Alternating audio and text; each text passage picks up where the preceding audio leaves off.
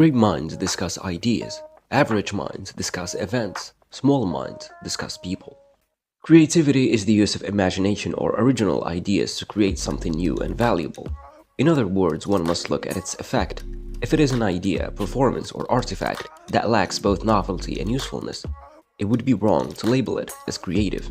What is the true nature of creativity and its relationship with inspiration?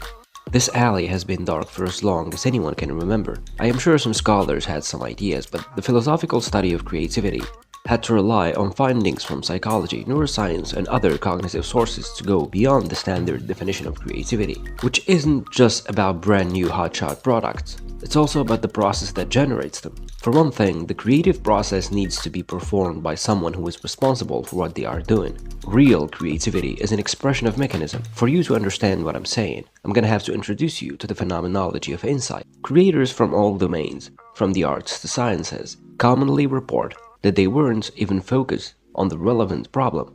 They were taking a walk, daydreaming, or working on something else, when all of a sudden the solution strikes them. Where did it come from? We also watch that on screen all the time. Our protagonists are agonizing over a cognitive quandary.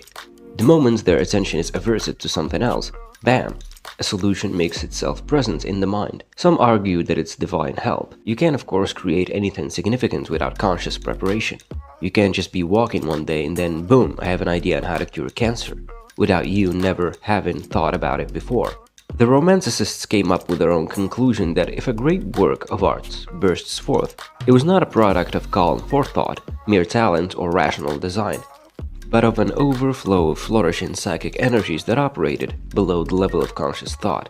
Results of modern psychological research resonate perfectly with that. It indicates that when enough time is spent on conscious effort to learn skills, concepts, and other elements of an appointed domain and have an acquired experience, when you turn your attention away to something else, your unconscious mind may continue manipulating stored ideas such that it generates a solution which surfaces to your awareness. You won't have seen it coming, and it may seem as if it came from something or someone else.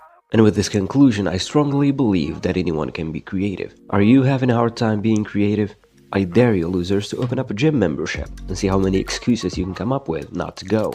Channel that energy somewhere else, and you're good to go. Become an expert. The recipe for success is not natural ability, but steady practice.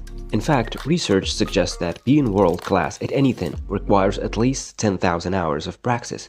As you repeat the process over and over, involve tasks that push you slightly beyond your capabilities. Being an expert at any area allows you to be creative, thirst for knowledge, and never stop asking questions. Connect with creative groups. Working alone can be both difficult and dull. Collaboration has a powerful implication when it comes to creativity, and the chances for receiving great ideas will increase. Brainstorming with others and joining together to come up with creative solutions, and the true benefit is that you can always blame others when things go wrong. Listen to music while you work. There's been a lot of exchange over whether listening to music will actually help. Wouldn't it just zone you out? Well, it depends on what kind of music you're listening to. Loud music can help you focus on whatever task you're currently doing.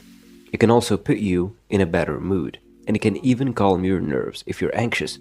Other forms of music can help channel your creativity better than others, while music with extreme changes of pace or lyrics can be distracting.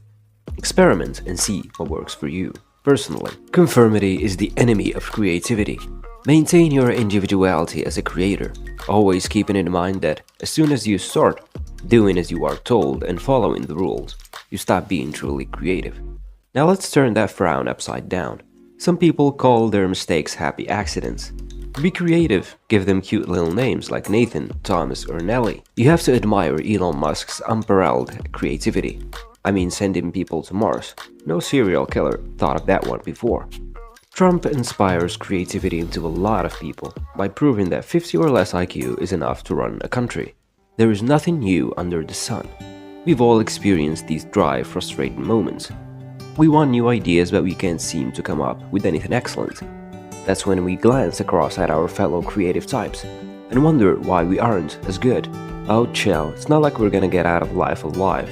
They will die eventually, and you will feel better. Besides, creativity is not this special thing that only certain people have. It's part of the human experience.